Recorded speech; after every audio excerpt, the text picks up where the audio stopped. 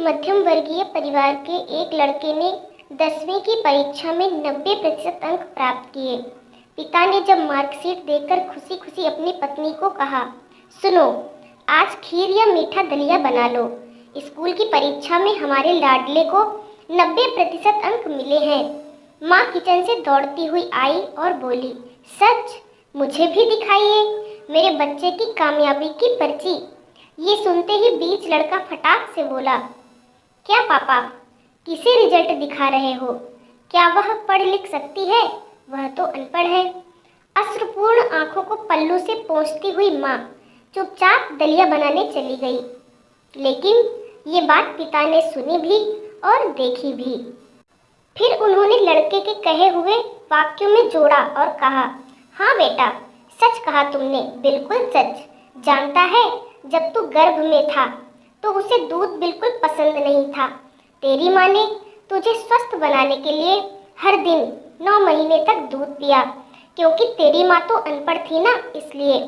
तुझे सुबह 7 बजे स्कूल जाना होता था, इसलिए वह सुबह 5 बजे उठकर तुम्हारा मनपसंद नाश्ता और डिब्बा बनाती थी।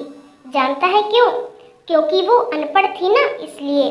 जब तुम रात को पढ़ते पढ़ते सो जाते थे तो वह आकर तुम्हारी कॉपी व किताब बस्ते में भरकर फिर तुम्हारे शरीर पर ओढ़नी से ढक देती थी और उसके बाद ही सोती थी।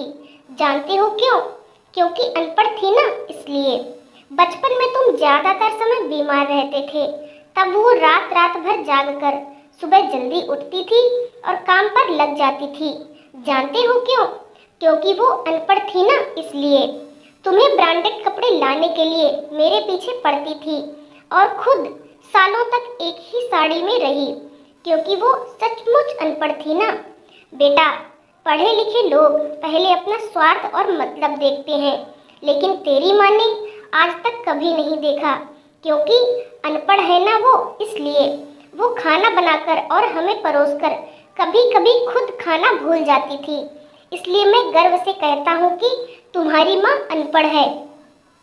यह सब सुनकर लड़का रोते रोते और लिपटकर अपनी माँ से बोला, माँ, मुझे तो कागज पर 90% अंक ही मिले हैं, लेकिन आप मेरे जीवन को 100% बनाने वाली पहली शिक्षक हैं।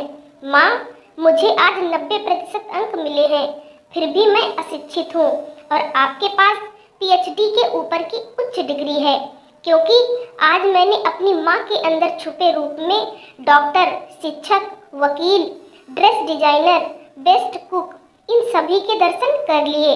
मुझे माफ कर दो माँ, मुझे माफ कर दो। माँ ने तुरंत अपने बेटे को उठाकर सीने से लगाते हुए कहा, पगले, रोते नहीं हैं, आज तो खुशी का दिन है, चल हंस। और उसने उसे चूम लिया।